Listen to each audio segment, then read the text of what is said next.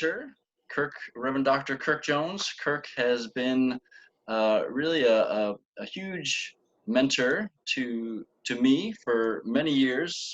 Like you said, Kirk first met Latoya before me in Yeah. 2004. Um, but I remember, just to give you a sense, I think the first class I took with you, Kirk, was called "Keeping Your Soul in Ministry." Yeah, that's Which right. I'm sure you remember. And Yeah. you look at the high rates of burnout for clergy and really anybody in a caregiving role. And so that book, which actually came out 15 years ago, "Addicted to Hurry," I Yeah. brought you to the church I was serving at that time, and you did a retreat then. And I feel it's just as timely now in terms of just the breakneck speed we live our lives.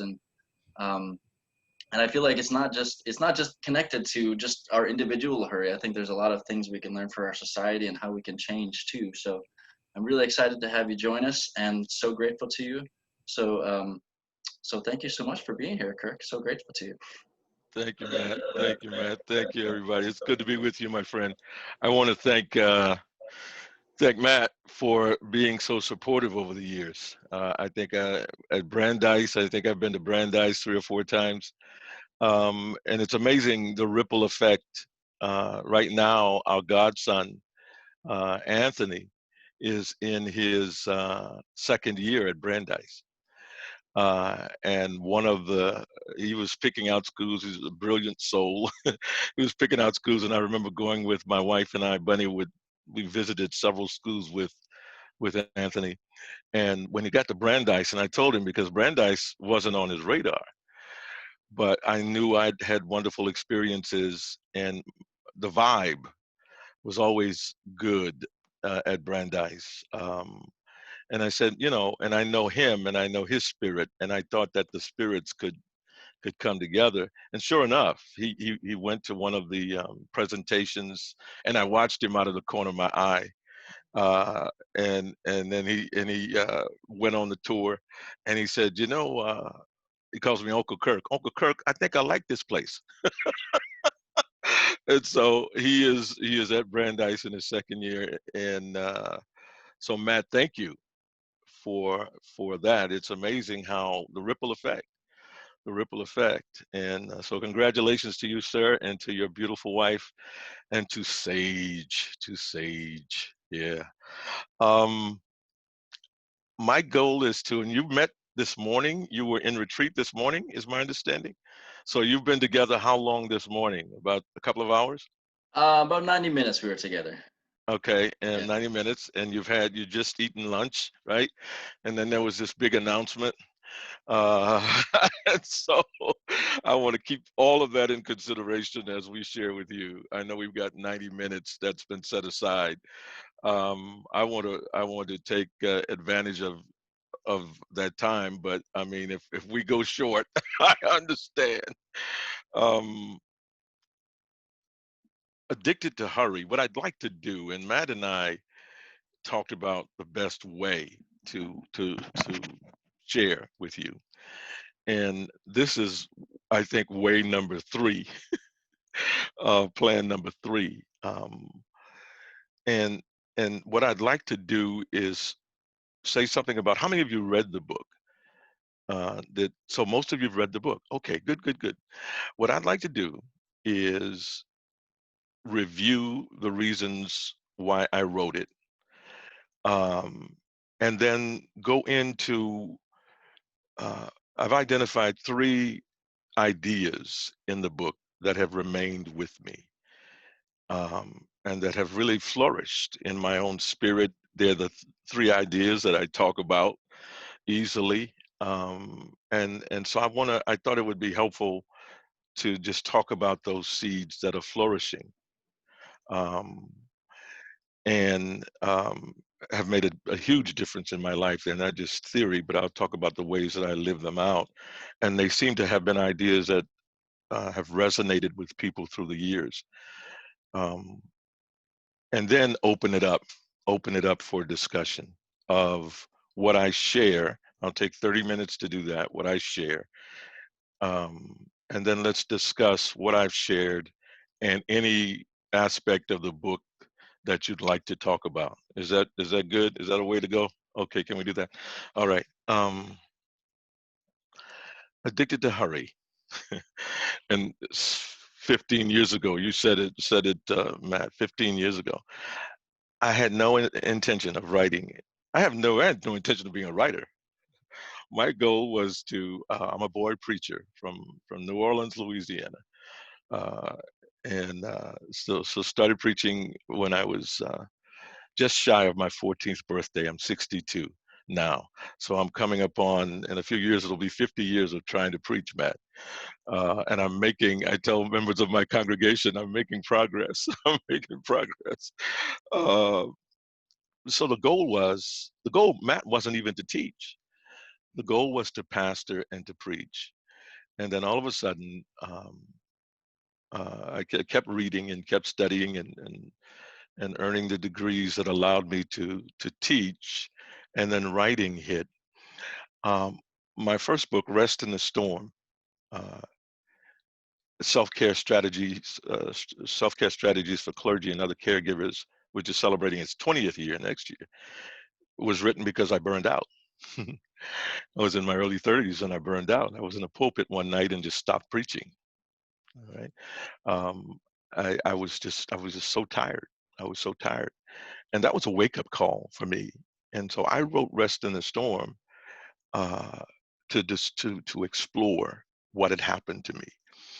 20 years ago, the word stress was out, I guess, but there weren't a whole lot of books on busyness. There have been many written since, busyness and overload and that sort of thing. But there weren't a whole lot of books out 20 years ago, and there really wasn't anything written for clergy. And so I said I had to. Maybe there was one book. There was one book. Um, so I was writing for my life, writing for my life. How do I uh, not do end up experiencing what I experienced in the pulpit that night, and what I experienced in subsequent weeks in terms of palpitations of the heart and sleeplessness, and uh, attacks, anxiety attacks. You know what I'm talking about, or you know somebody who knows what I'm talking about.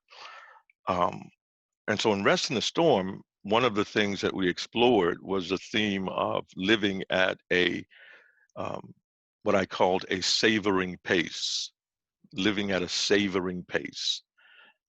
Uh, we opened up that theme in Rest in the Storm, looking at Jesus and how he calmed the storm that night.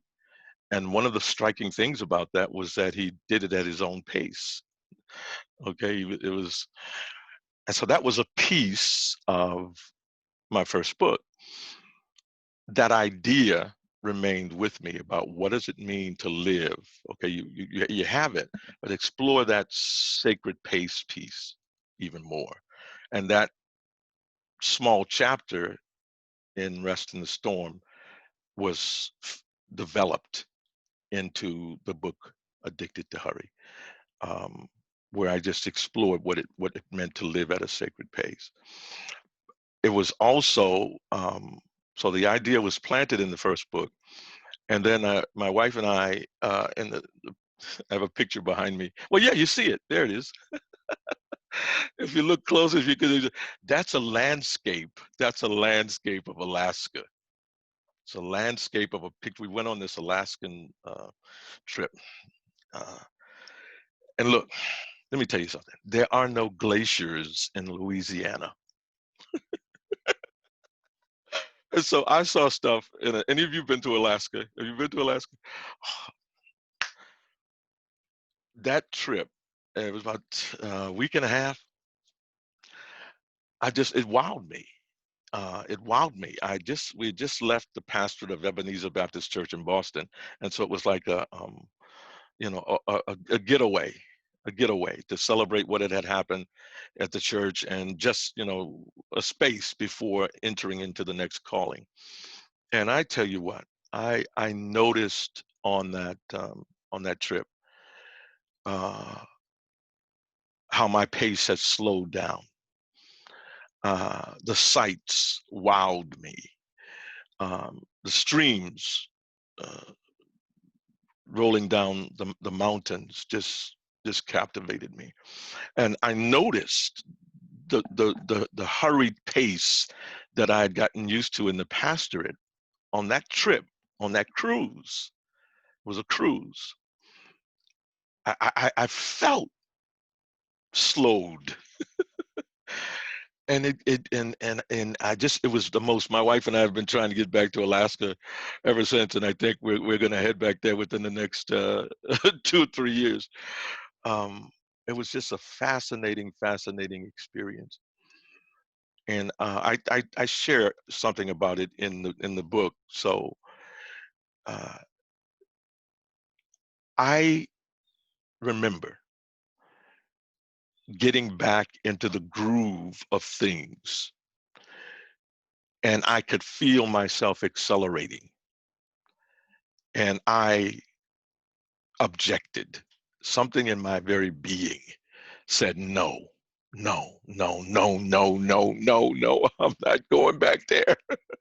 I want, I want whatever it was I experienced on my cruise, that more peaceful uh, awareness, that ability to notice beauty, and not just notice beauty, but to relish beauty. Uh, I felt alive apart from my role as a clergy person. I was enjoying the new vistas, and so I didn't. So I said, you know what? I began to write for my life again, as I had written "Rest in the Storm" to explore ways to uh, not be overcome by overcommitment. I began to explore ways to resist hurry. And so the book is a very personal book. Um, and I feel, not that I felt like I needed to feel vindicated, but there have been a few other books written since then on hurry. And every time I see something on hurry from different perspectives, I smile.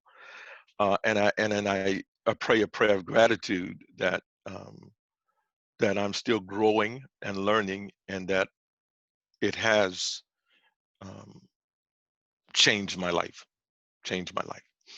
So that's why I wrote it, and that's why the book is more than a book to me. It's really a life changer for me. Let me talk now about the seed ideas, and I've named one. So that's 15 years ago. So 15 years later, here I am. Uh, what are the seed ideas planted in that book mattered so much that they, and meaningful to people that I've met along the way. I share them with you right now. And it's the first time I get a chance to do this, so thank you, Matt. It's the first time I get a chance to look back. The first one is that that whole notion of living at a sacred pace, living at a sacred pace, and how important that is. Um, or savoring pace is how I named it in the book. And on the road, as I began to talk about it more, and we've gone all over the place talking about this, um, I began to refer to living at a savoring pace as living at a sacred pace. And then I said, okay, how do you preach this? You're teaching it. How do you preach it? I'd be invited to places, and I'd be invited to do a workshop, and then, okay, Pastor Jones, would you stay over and would you preach? So how do I preach it? The story that I don't think is in Addicted to Hurry, that became the sermonic presentation of living at a sacred pace, is a story of Jesus, um, uh, the woman who touches the hem of Jesus's garment and who's made whole. And I say in that sermon that there are two miracles. It's the wonder of wonders that she's made whole in an instant, but also that Jesus wasn't moving so fast that he didn't feel he'd been touched. He was living at a pace that he was able to say, wow. And he's the crowds around him, but he says something that's preposterous.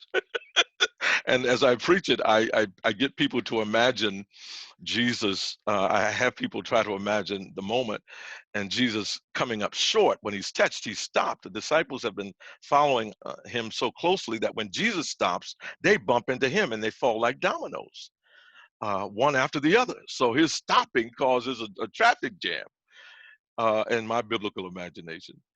And then I see Peter on the ground saying, Jesus, why'd you stop? What? And that's when Jesus says, somebody touched me. And Peter says, what? What do you mean? Duh. What do you mean somebody touched you? What are you talking about? And I see Jesus uh, reaching his hand down and picking up Peter. Get up, man. Get up, get up. Somebody, and the other disciples are getting up. The other people are falling and getting up. Somebody touched me because I felt virtue. I felt power going. I felt something of my essence. Whew. To me, that that is as magnificent as the healing uh, of the woman. And I think, with all due respect to her, I think because I needed that healing. I needed the healing of the Jesus who is moving at such a pace that he notices when something is leaving out of his body. That just to me continues to amaze me. It continues to fascinate me. And so I hold on to living at a savoring pace and a sacred pace, and I continue to develop that. You've read the book, so you know that I talk about seeing more clearly. What does it mean to see more clearly? To listen more carefully. I'm still working on that listening. Uh, you know, I'm coaching writers now. I started coaching writers. Didn't see that coming. But that's been a great joy. That's been a great joy. We started in January, and some of my clients, my writers, I say with great joy, their books are coming out now, because the goal was start in January, and we'll walk you through the process. And for those of you who are ready, and so in fact, one of the things I do at 6 o'clock today is join one of the writers as she launches her book. I say that to say that, and those of you who are in a coaching relationship, or you may be coaching either the coachee or the coach, you know how important listening is. It's all about listening. Um, Cupping your ear, as I like to say it. You cup your ear to listen with compassion, and to listen with understanding, and to listen with patience. Um, and yeah, so see more clearly, listen more carefully, and to think more deeply. Um, the person who has just been elected president uh, impresses me. I have never met Mr. Biden, President-elect Biden, but I've seen pictures, and one I saw recently where he has gone down to his knee, and he is on eye level with a young boy, I think, and he is the way the way he is looking. Nobody else standing nearby has an iota of Mr. Biden's attention. That young person has all of his attention. And to me, uh, one of the greatest gifts we can give anyone is our undivided attention. Our undivided attention. And so to really listen, I think to deeply listen is really an act of love, is an act of deep love. When we know that we've been heard, um, when somebody puts their eyes on us and puts their ears on us and puts their hearts on us, you do that with enough people, and and you might get elected president of the United States. So I am that whole listening piece has really revolutionized my life, and continues to, even in pastoral conversations, Matt. In pastoral conversations, and I've been pastoring for 40 years. and this is my seventh church, and I continue to get a kick out of pastoring. And part of the thrill for pastoring for me, increasingly, is the conversations with folk. Just the conversations. And we may not be talking about anything, quote, spiritual. We may not be talking about church matters, right?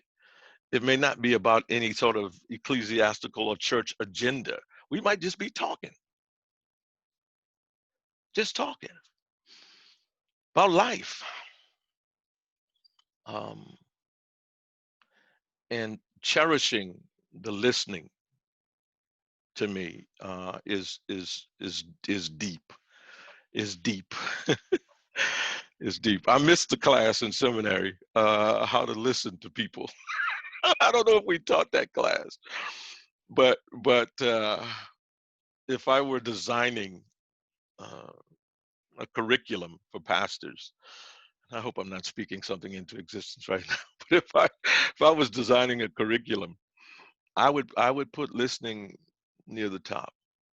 I'd have somebody teaching 13 weeks or however we used to do it on the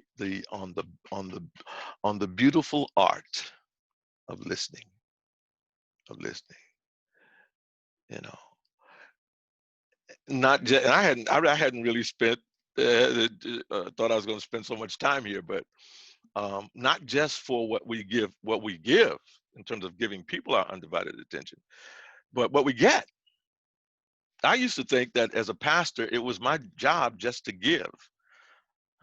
I've been saved from that diabolical idea. It's about receiving as well.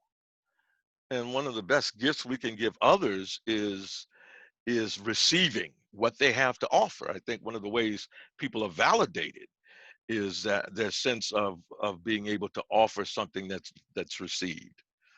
And so that listening is not just about what we give, but what we stand to receive from what people say and what they don't say. Sometimes people bless us with a glance can bless, a nod can bless. All right. So living at a sacred pace works. That's what I want to say. Living at a savoring pace, slowing down, and as I wrote in the book or tried to write in the book, it's not just about slowing, but it's observing the showing in the slowing. It's the showing. It's people don't want to slow down. I say, okay, don't slow down. Don't slow down. But pay more attention. Okay. And if you're paying more attention, and if you're noticing more, then the slowdown will take effect, and you'll become if, if you'll get enough sightings that will uh, that will become their own justification, and you'll find yourself living at a sacred pace because you don't want to miss the sightings. Okay, so there's that idea, and then there's this idea that has flowed from living at a sacred pace, and that is this idea of being fully present to life, being fully present um, to myself, uh, and to others, and to life, being fully present.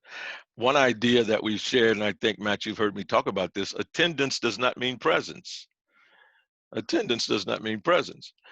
Um, and it's so easy. And I think I quote David White in Addicted to Hurry. I talk about this man who goes into the room and he's asking for somebody named, but I don't identify it as David White in Addicted to Hurry. Later on, I'm able to locate it as David White, the poet.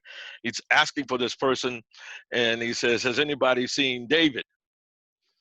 Uh, and people start laughing. Why are they laughing? Because he's the only David who works under that roof. And he goes in there talking about, "Has anybody seen David?" He's asking for himself.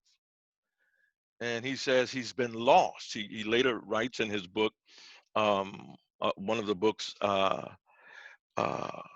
Work as a something, something, something. It's a beautiful book, that he had lost himself.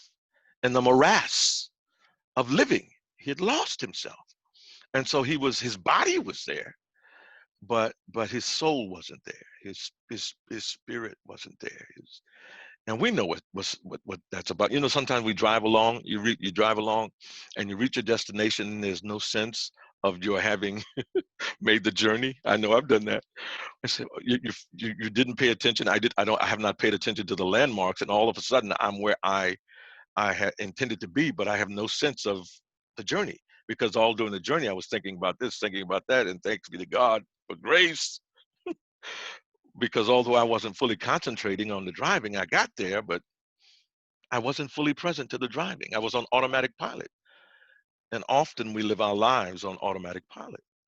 You know, so what does it mean to be fully present to life? So I continue to explore that, and I continue to teach being fully present. Living at a sacred pace leads to our being fully present. One of my favorite poems, and I thought I might read it to you. It's, maybe you've heard it, Derek Walcott's "Love After Love." Uh, the time will come when with elation you will greet yourself arriving at your own door, in your own mirror, and each will smile at the other's welcome and say, "Sit here, eat." You will love again the stranger who was yourself. Give wine, give bread, give back your heart to itself, to the stranger who has loved you all your life, whom you ignored for another, who knows you by heart. Take down the love letters from the bookshelf, the photographs, the desperate notes. Peel your own image from the mirror. Sit, feast on your life. Sit, feast on your life.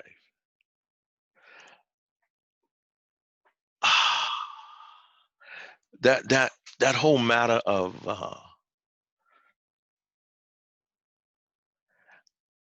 I the breakthrough for me is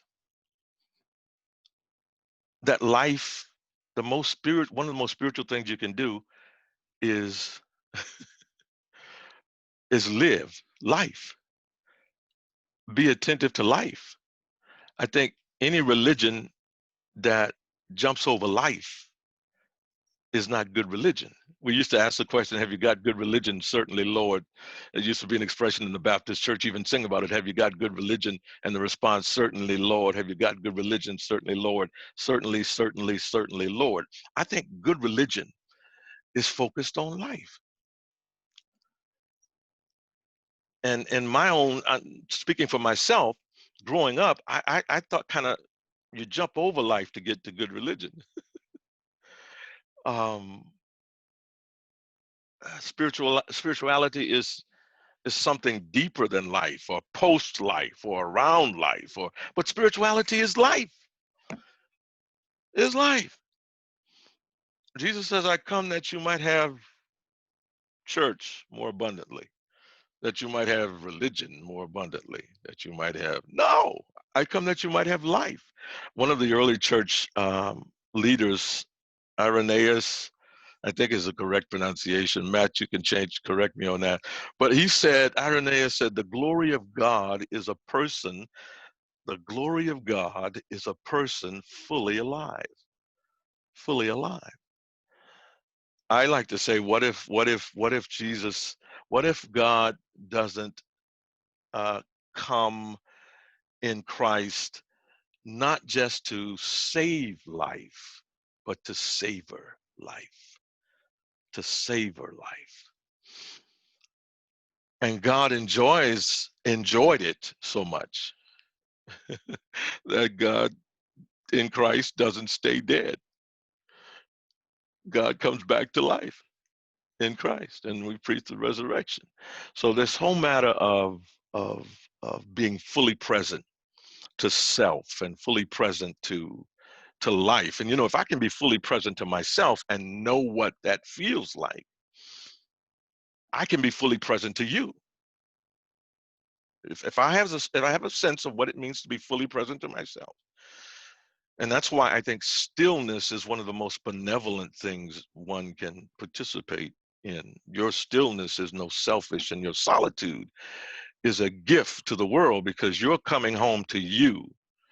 My coming home to me means that I can bring the totality of my humanness to the world. How dare we do otherwise? So that when people see you, they see the whole you, not just a part of you. And so I think solitude, stillness, all those kinds of soul building, soul keeping things, especially in our world where there's so much to try us, um, and so much that can tear us apart from. We're not just torn apart in terms of from one another. We're torn apart from ourselves. And maybe if we can, a part of coming together with each other means coming together with me. If I can come together with me, then I have more resources. I have more energy. I have more confidence. I have more of a desire to come together with you. Um, part of and this, people have been talking about this. And again, Mr. Biden, President-elect Biden, has said, I want to be president of of everybody, not just those who voted for me. That's been something he said all along, but everybody. And a beautiful line I heard, I think last night, just because we're opponents doesn't mean we have to be enemies. Beautiful, beautiful. Words do matter. Words matter. Tone matters. But if I'm all torn up on the inside, and if I'm separated from myself, then I don't have it to come together with you. And I may not be able to name that inability, but I think there's a sense in which personal wholeness, um, is an important piece of coming together, uh, interpersonally with each other. And that's not on the script, but your attention is helping to bring that out. Okay, if I'm not at home with who I am, I can't be at home with you.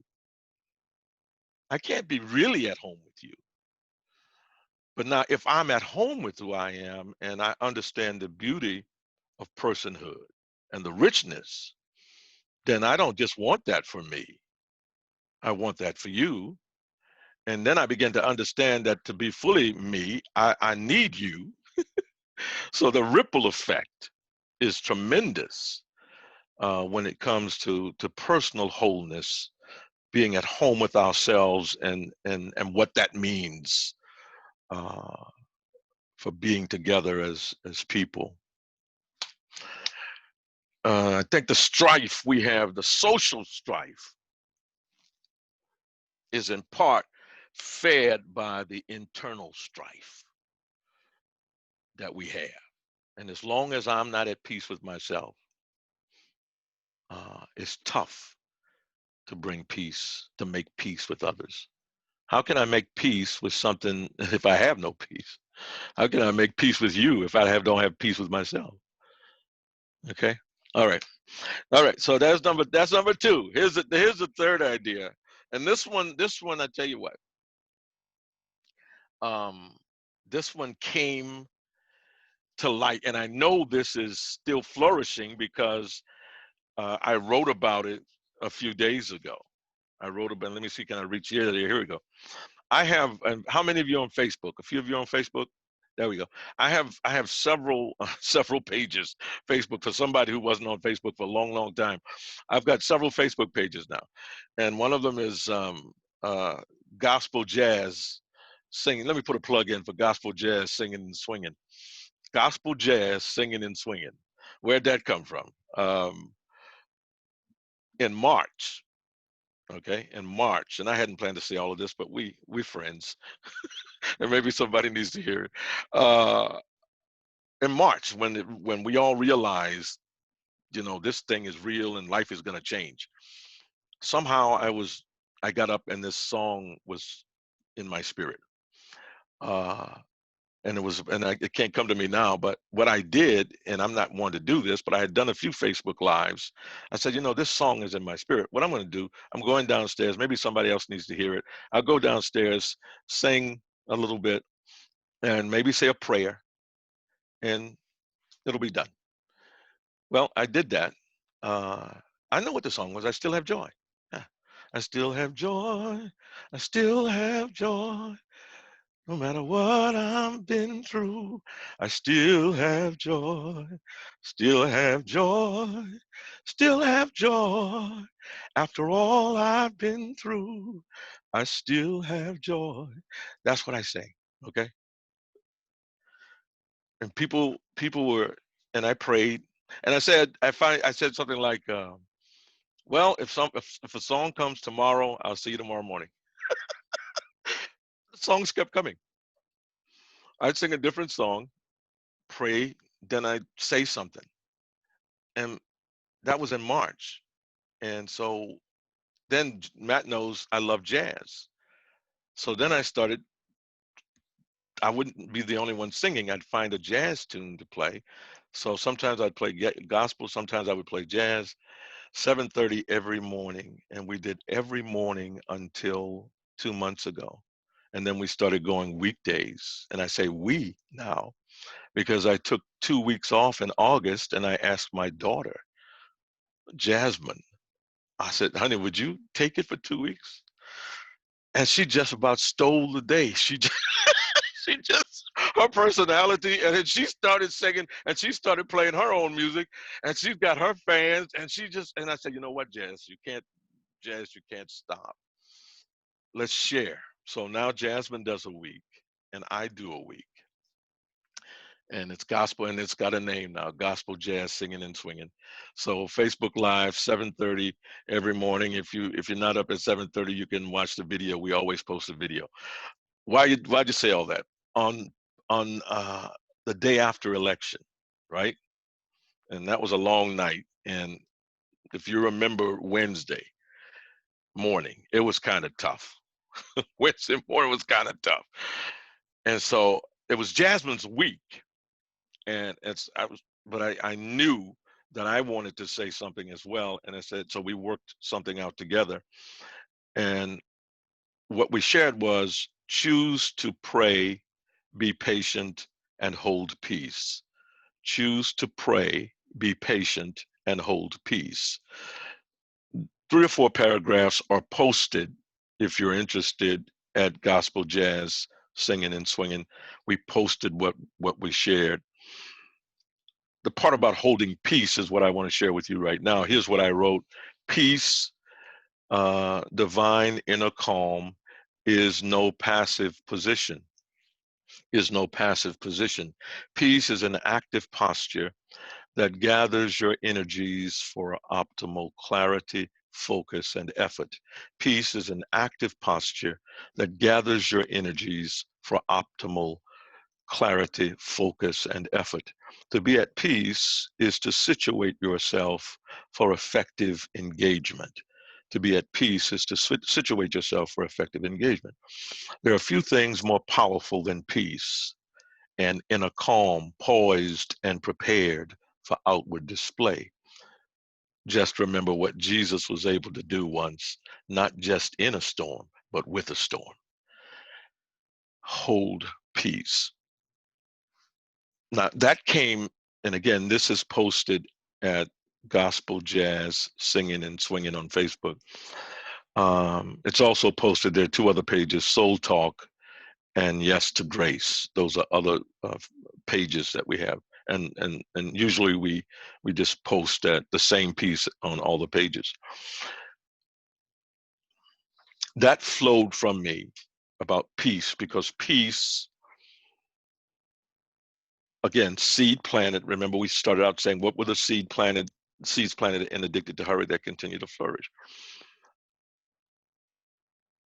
Somehow I became convinced that yes to aspiration. I've always wanted, I'm an achiever, okay? Aspiration. Aspiration, big dreams, as fast as possible. My thing was do as much as I can, as fast as I can. That was my thing. And pretty much looking around at certain things, pretty much, but I almost killed myself. Now, the image for me is, yes, aspiration, but always from a place of contentment. Aspiration, but always from a place of peace. Always from a place of peace. Okay.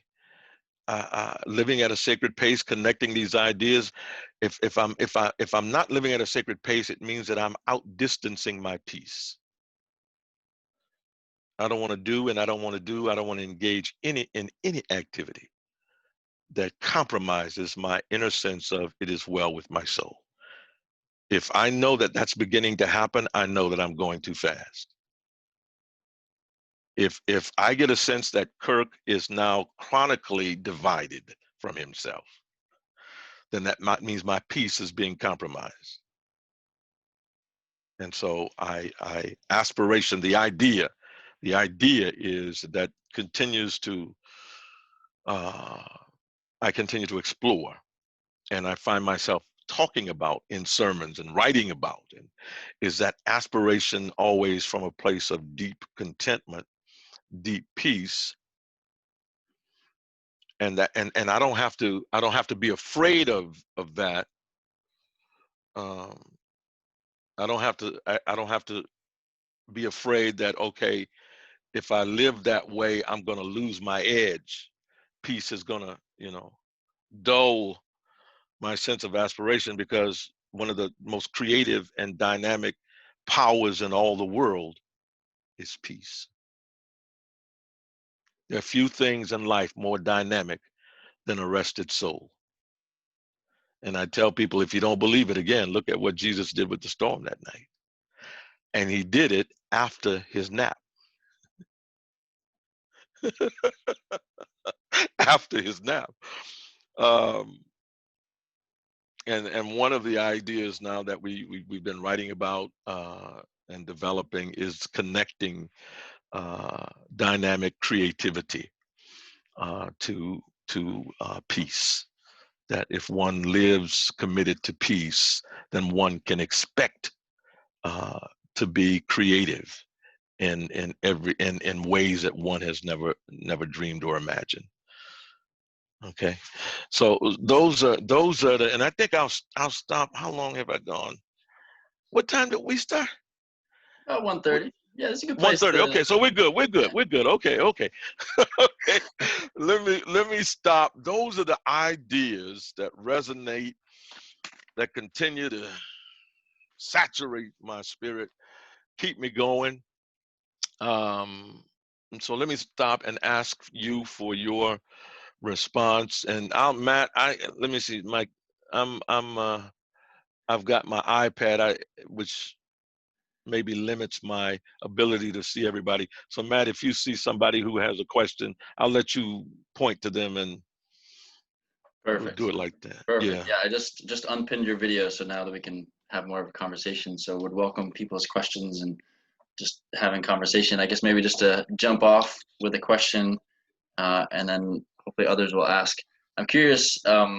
This may be a question others have too, but when you mentioned about your Alaskan cruise and the peace that you felt there, and how it seemed like, listening, it felt much more natural to have that peace in such a still, quiet place.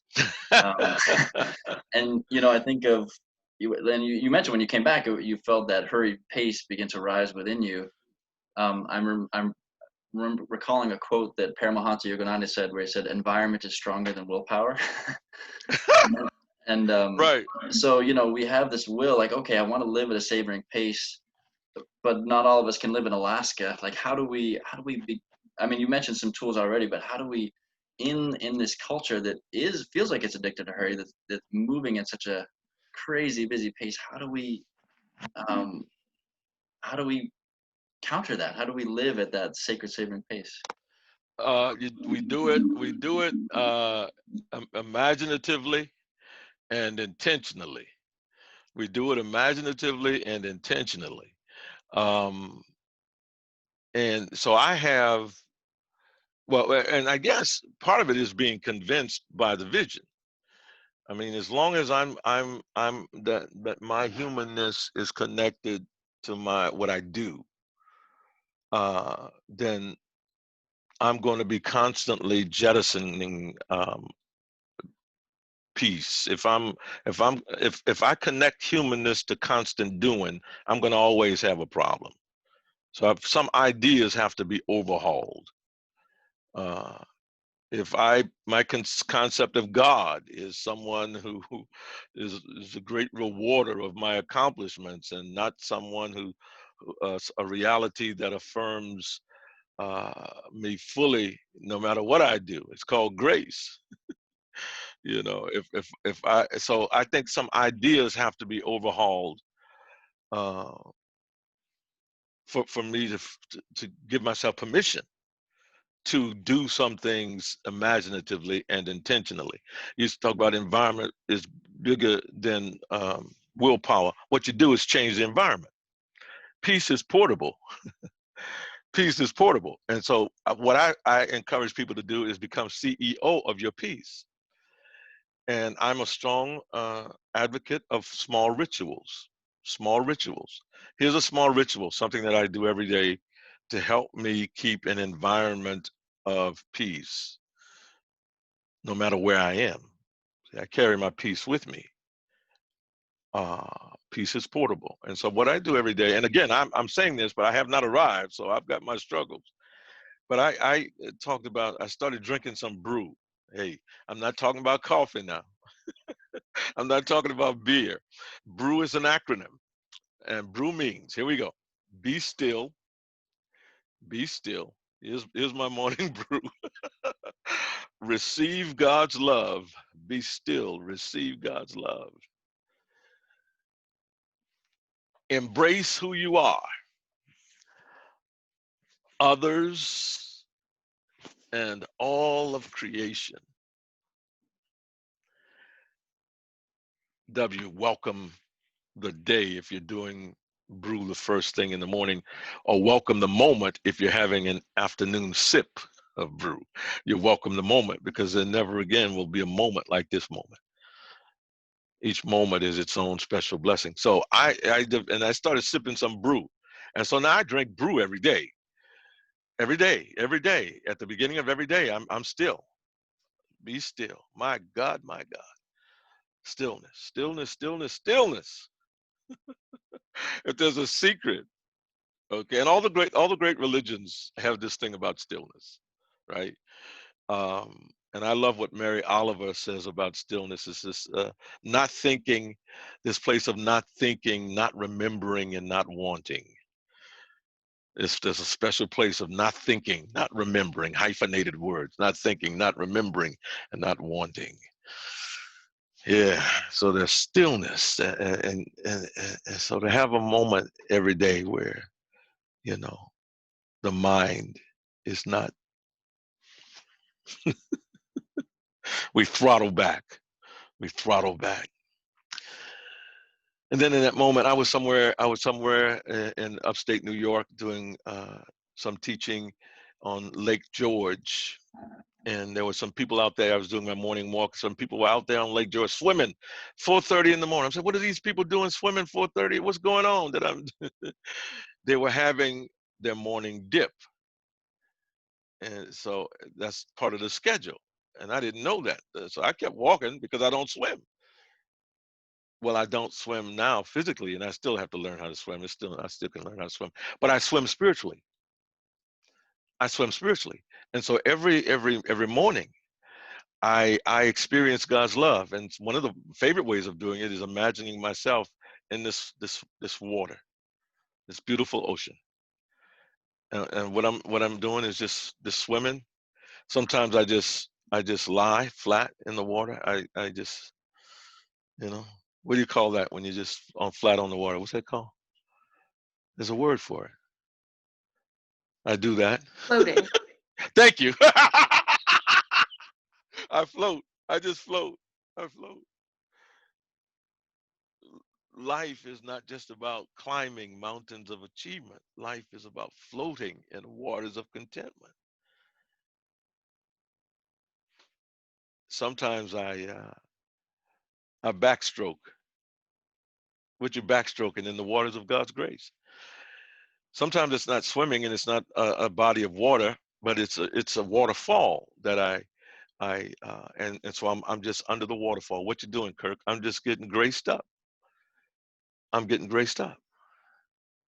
I'm being loved, not for what I do, not for any role that I play, not for any obligation that I fulfill. I'm just receiving affirmation. Uh, yeah, yeah. And so I now, if I have that, I can live from that. I can live from affirmation and not for it. Yeah, I can live from it, you know, and I don't have to overreach for it if I already have it. You follow what I'm saying? I don't have to overreach in all the wrong places for something that I already have as a gift from God because I'm God's child. Uh, so receive God's love and then embrace. Ray Charles used to do like that.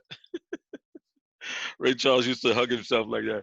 And part of it was, and he'd rock, and part of it was he was showing love for the audience, right? And I see that one of the best ways that we can love God, I think, is to give ourselves a hug, you know, and to thank God for the you that you are. And so part of my brew moment is a moment of self-affirmation. But it's not just that. It's affirming my brothers and sisters. Um, I'll just throw this in since we just talking.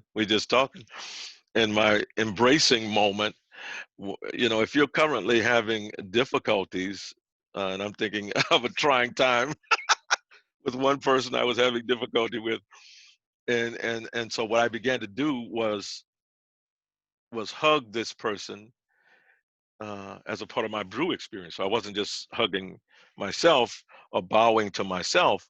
I began to hug and bow to this. Well, it didn't start out hugging this person. I started out bowing. It said that before everybody there goes two angels saying, "Behold, a child of God." Two angels go forth before everybody saying, "Behold, the child of God." I tell people if you can't hug somebody or if you can't bow to them, bow to their angels.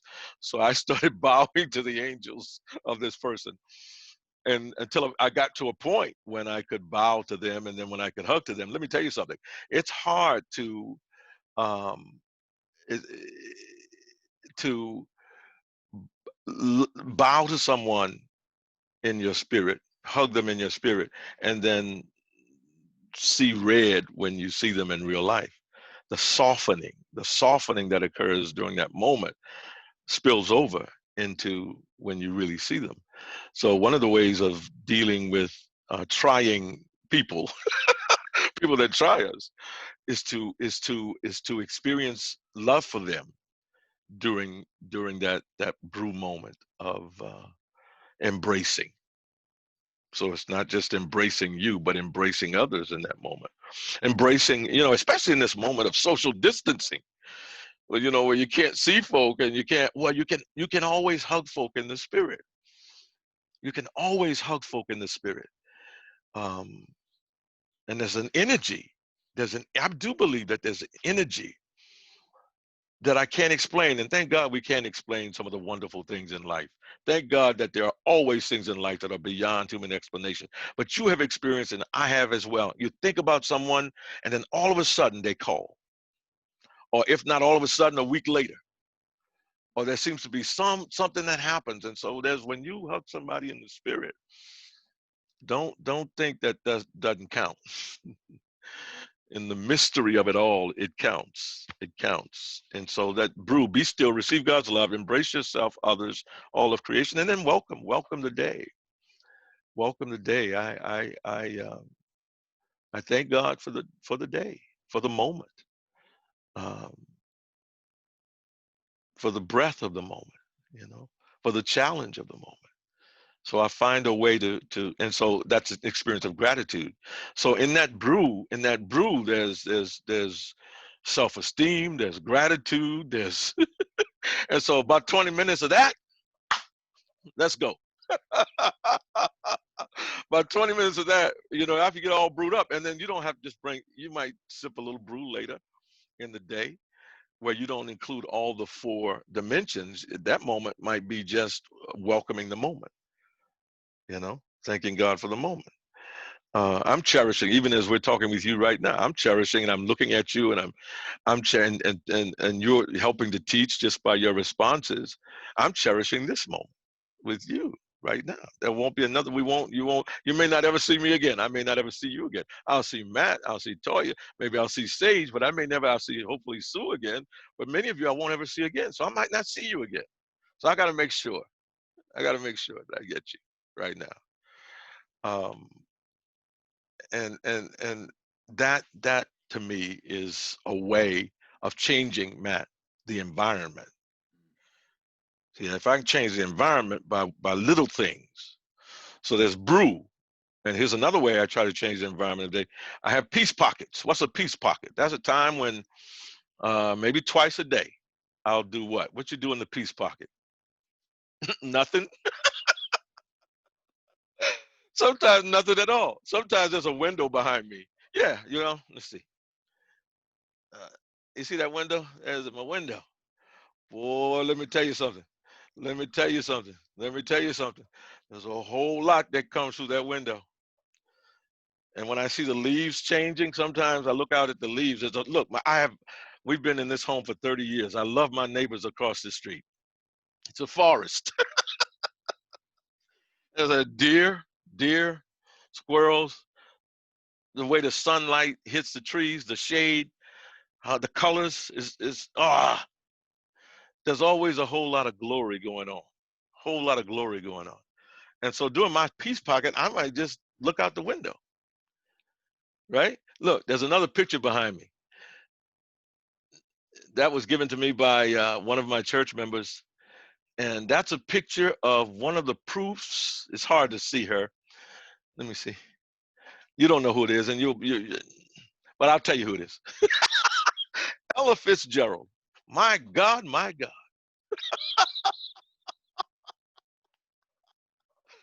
Ella Fitzgerald.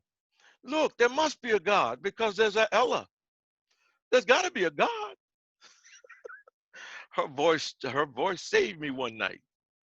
I was in a deep, deep funk one Saturday night, and in a moment of defiance, I usually play gospel music. That night, I said, God, look, you can have everything. You can have the preaching. You can have I was ready to quit, Matt. I don't know what had happened that week, but I was at wit's end and look, didn't have the sermon prepared. Saturday night, I said, God, take this. And I put in some secular music. I had not read Madeline L'Engle's line, there's nothing so secular that it can't be sacred. Ella started singing slow ballads, Black Coffee, and a few others. Paul Smith was at the piano. About the second song, I was crying.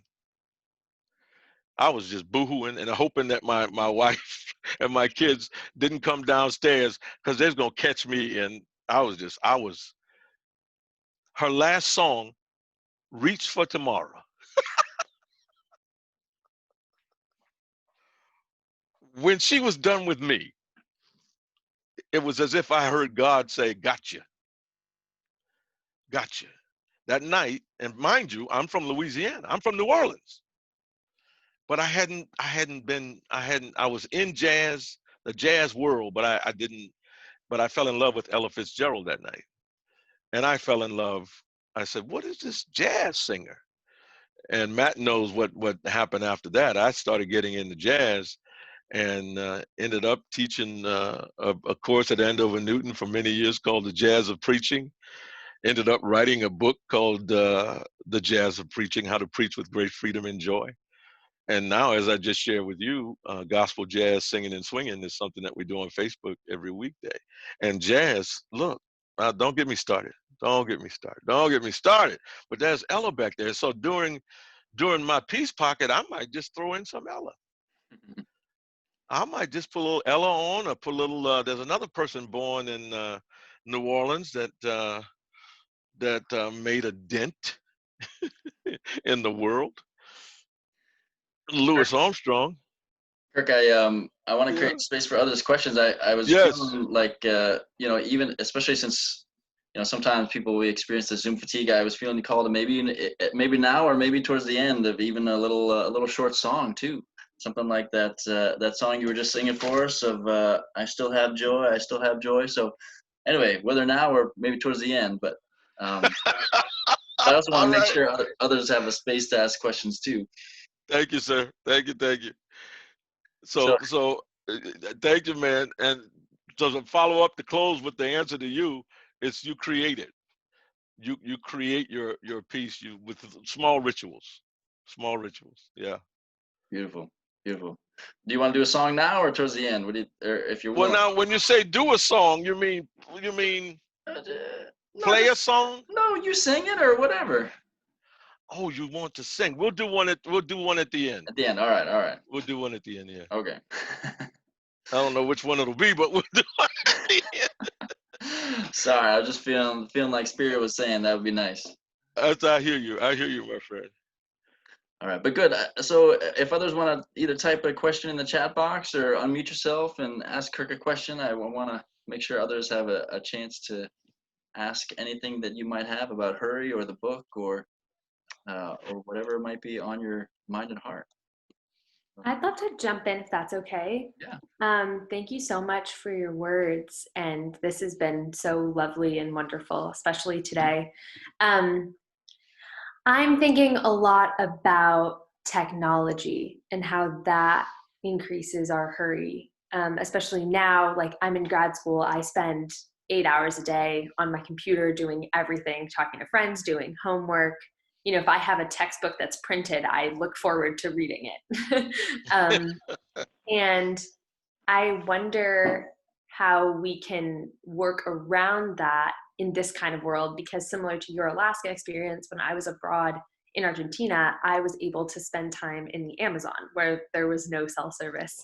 I didn't use my phone for 4 days other than to take pictures. And that was a spiritual experience because I didn't have to worry what the news notifications were, what people were texting me. I couldn't see it. Like, it just wasn't a possibility. But this day and age, we all rely on our phones. If someone FaceTimes you or calls you, you feel guilty for missing it if you do. So I'm just kind of wondering how you suggest we deal with that. That's a great question, Miriam. That is a powerful question. I think one size doesn't fit all. For I guess a couple of things. Find those ways to use technology to help create your peace rituals. For instance, there are journaling apps that I use online that help me to reflect. And I'm trying to think of one that I've been using for several years now.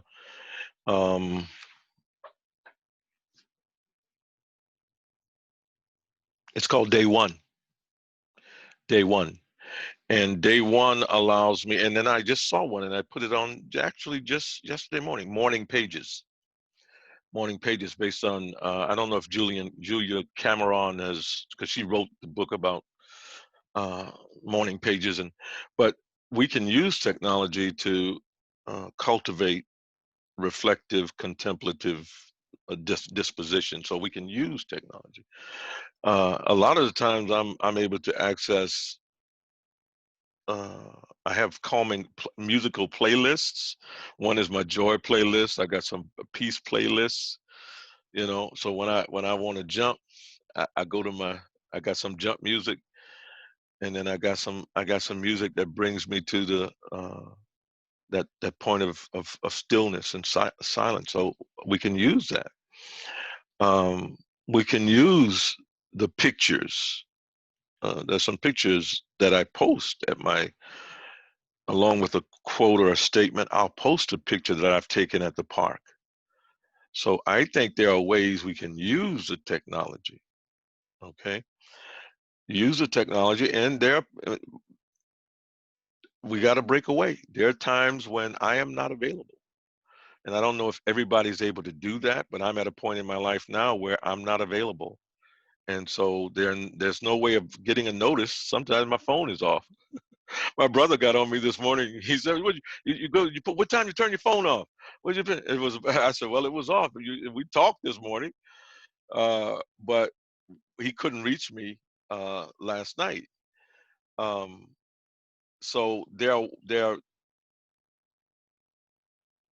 rules that we need to put into play where we are unreachable. And there's a point in my life where I realized you get those little notices and you hear those little sounds. Got to turn those notices off so that you don't hear the sound. So little bitty things like that.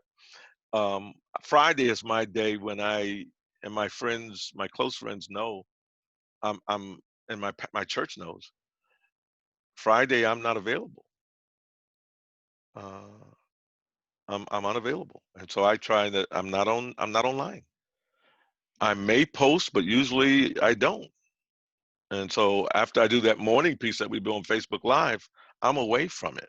So, but I'm able to do that, and I know that everybody's not able to do that. So find a way to responsibly detach. So along with using Miriam, along with using the technology, find a way not to use it. Use and not use. Yeah, yeah. It can be done. It can be done. Thank you. Beautiful. Thanks, Kirk. Others, Yeah. other questions, comments, reflections for Kirk? Constructive criticisms. I had a question, and you'll see my copy actually of this book is actually from Andover Newton when they had their book sale. um, and so I read actually a couple of your books, and I've loved every single one of them. But so I don't know which one this is in. It might actually be in this book. I don't know. Okay. Which one is that? This is the Addicted to Hurry book. Okay. Okay. But I remember something saying about like one of the ways that you've been able to kind of be in that more savoring pace type mode and not be quite as addicted to hurry is having like 2 nights, like making a commitment to not be out every single night, or I guess it's hard to be out now, but not commit to something every right. single night. I'm just wondering how you do it, because I would love to do that, but there's just so much that I want to do that I'm like, oh, well, that failed this week. Maybe I'll try to do better next week. That's a great question. Great. I have, for a while in my life, all I had was ministry. I was either doing ministry or preparing to do ministry. And so for me, I had to develop my this physician asked me this crazy question when I got into my burnout. He asked me this crazy question: what do you do to relax?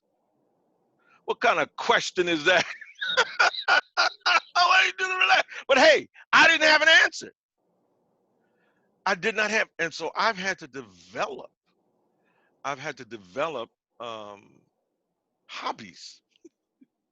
And so part of the reason that I'm able to say no to some work or labor is because I enjoy the other dimensions of my life. I enjoy computer gaming. I enjoy reading. Novels, graphic novels. I enjoy the heaven out of jazz. I enjoy good conversations, especially with, I've got some folks I call my soul friends. And so I enjoy conversing with my soul friends. So here, and I thank God, because here I am now able to tell you that I do know what it is to have some sense of life apart from anything that I do. And that feels good. That feels good. And so Sue, part of I'm able to do it because of the gravitational pull of the things I've come to love. And I want that in my life. I want my soul friendships. I want my jazz. I want my gaming. I want my poetry. So back off.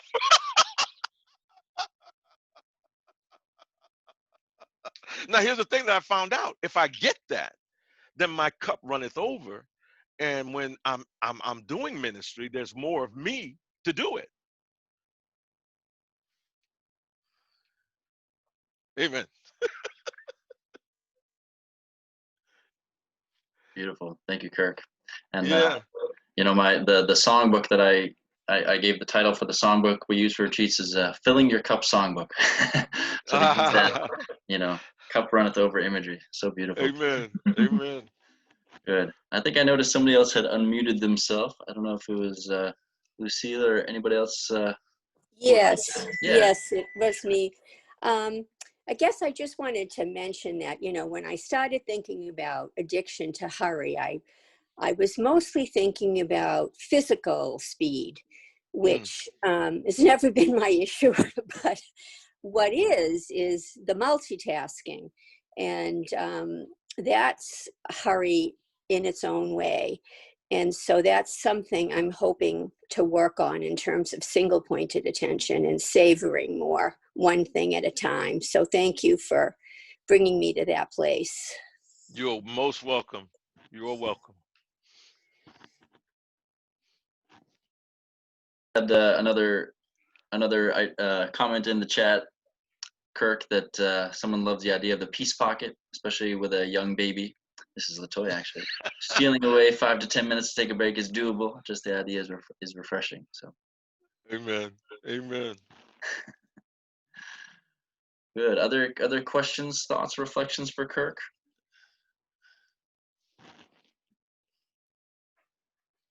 There was a Facebook comment that someone loves the idea of brew. Looks like Rachel unmuted.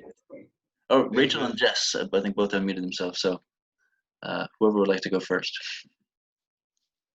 I can just go quickly just to comment about your book, Kirk. One image that stood out to me, you know, I read this book in preparation for the retreat that we were supposed to have in April. I read it with the extra time I had after school shut down. And then when we learned we weren't going to have the retreat in April, I said, well, okay, but I've taken the extra time I had to read the book. So I'll be prepared for whenever we do have it. So I'm very glad you're here. And one image that really stood out to me was you were, I think you were describing a time in the morning when you were either meditating or praying, and the dryer came on in your house. And it was, I think your daughter's shoes were going through the dryer, and it was very loud and it was disrupting your meditation. And then it sounded from what you wrote, correct me if I'm wrong, it sounded like you just had a mindset shift and started thinking about your wife taking care of your daughter by drying her shoes, and how your daughter's well taken care of, and how that sort of aided your meditation as opposed to interrupting it. So that's an image that's just really stood out to me the past few months in terms of just thinking in general about things that might initially frustrate us or interrupt us, but how can we actually shift our mindset so we can incorporate that into our own peacetime. So thank you for that. You're welcome, Rachel. Thank you for bringing that to mind, because when you first said it, I remember the moment. And I remember being so disgusted. But then the grace came. And we do have the capacity to choose. And there's a moment when we can choose, and if we can take that moment to choose the life possibility, and then do it again and again and again, I think that's where the transformation is.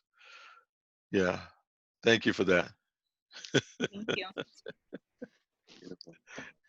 And Jess, you Yes, want to share? Yeah. I was curious if you could share or reflect on a time when there was some resistance to setting that pace from others in your life, whether in personal or professional contexts, secular or sacred, and what you felt was useful in sort of shifting that resistance or tension. That is a question right there. There are moments when you have to fight for it. There are moments when you have to fight for it. I remember, and Matt, I won't call this person's name, but I was at Andover Newton, and one of my colleagues, who's a wonderful soul, met me in the hall, and there was some issue about a meeting that I hadn't been informed about, and I had scheduled something else. Now, I could have pushed that meeting and just made things happen. But at that point in my life, I was really committing myself to margin, and I wanted space. And in that moment, I said no. With all due respect, I am not attending that meeting. And this person, who was a senior faculty person, uh, began to raise their voice. And I knew in that moment, and this person is still a lovely soul, but I stood my ground. My eyes got big. My kids will tell you, when my eyes get big, my eyes got big, and I stood my ground. And I felt afterwards, there was a little smile, because I felt like I hadn't satisfied them, but I satisfied my soul. And so there's a point where you do have to fight for it, and make sure your soul wins. Make sure your soul always wins. Thank you. Thank you. So there's Kirk. There's one question in the chat, and this might be our last question before we have a short little song to close. And you Okay. already kind of talked about this a little bit with the morning brew in terms of that as spiritual discipline. But the question is, what spiritual disciplines are important for you to maintain your connection with life? That's almost too good a question. I'm not supposed to be talking about one book when I'm talking about another book. Hey, one of my last books is one of the things I'm focused on now. One of my spiritual disciplines, Matt knows it because you've had me talk about it. Thank you, Matt. Matt knows I have a book called Soul Talk, how to have the most important conversation of all. And one of the, it's all grown. It's all grown. Um, um, wow, this connects just to what I just said to you. Just excuse me 1 second. The other thing I do is I keep quotes and affirmations and wisdom at the ready. And so here is one of the most important words. Here are the most important words I've ever read, and they connect just to what we just said. Howard Thurman: there is something that waits and listens for the sound of the genuine in yourself. There's something that waits and listens for the sound of the genuine in yourself. It is the only true guide you will ever have. It is the only true guide you will ever have. And if you cannot hear it, you will, all of your life, spend your days on the ends of strings that somebody else pulls. There is something that waits and listens for the sound of the genuine in yourself. It is the only true guide you will ever have. And if you cannot hear it, you will all of your life spend your days on the ends of strings that somebody else pulls. That quote there was one of the things transformative. Um, and in that standoff with my beloved faculty colleague, I was standing up for the sound of, I was hearing that sound more clearly, and I could act more confidently. Um, that quote led me, and I'd share it with other people about the sound of the genuine. And then as a pastor, my job began, how do I help people listen to the sound of the genuine? And for me, that became listening to one's own soul. And so I have a discipline every day. The question was, what disciplines do you practice? One of the ones is listening to my soul every day, checking in with my soul every day. And sometimes it's done right after brew. Sometimes it's done before brew. Sometimes I journal what I listen. Hey, let me tell you, a whole lot of soul listening this year. Whole lot of soul listening. As a pastor, having to, as with other pastors, make certain adjustments, right? As a launching this new ministry now of coaching writers, you know. But so if I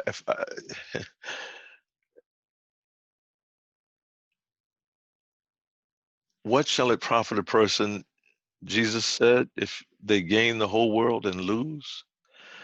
And we think of soul loss, I think, as post-life. We lose our souls after we die, but we can lose our souls before we die by being disconnected from our authentic self. And so part of and this is, I think, the spillover. When I slow down, a whole lot of wonderful things happen. When I stop being addicted to hurry and you slow down and you notice, one of the things you notice is, as Jesus, I have this thing about Jesus bumping into folk on purpose and said, "Hey, the kingdom is in you." I think if Jesus was bumping the folk, "Hey, don't tell nobody. The kingdom is in you." There's so much inside of us. And so I try to every day get in touch with what's inside of me. Through music, through prayer, through listening. And the journey that begins on this side of Jordan continues into eternity. Beautiful, beautiful. Thank you, Yeah, Kirk. Well, you got it. I wanna honor our time, and maybe I'll just say a quick word before, if you're still willing to lead just a short little song. Doesn't have to be long, but just to hear your beautiful Yeah, voice. And I may go back to the one that we started singing a yeah, moment of ago. course, Yeah, of course. And yeah. just maybe I'll just say a word, just that way we can close with the song. That hope to see everybody back at 4:30. We'll have our last piece of the retreat, and looking forward to having Leon Campbell from the Agape International Spiritual Center join us. So do come back at 4:30. But Kirk, thank you so much for joining us. And will you close us with a little song to lift our spirits and fill our cups? Great being with you. God bless everybody. I still have joy. Still have joy. After all I've been through, I still have joy. I still have joy. I still have joy. After all I've been through, I still have joy. Wow. Thank you, Kirk. Bless you, everybody. God bless. Bless you, Kirk. Thank you so much. All right. Many blessings, everybody. See you at 4:30. Thank you. Thanks, everybody. Thank you. Thank you. Thanks, everybody. Still have joy. I love that song. Still have joy. Thanks, Mama. Love you.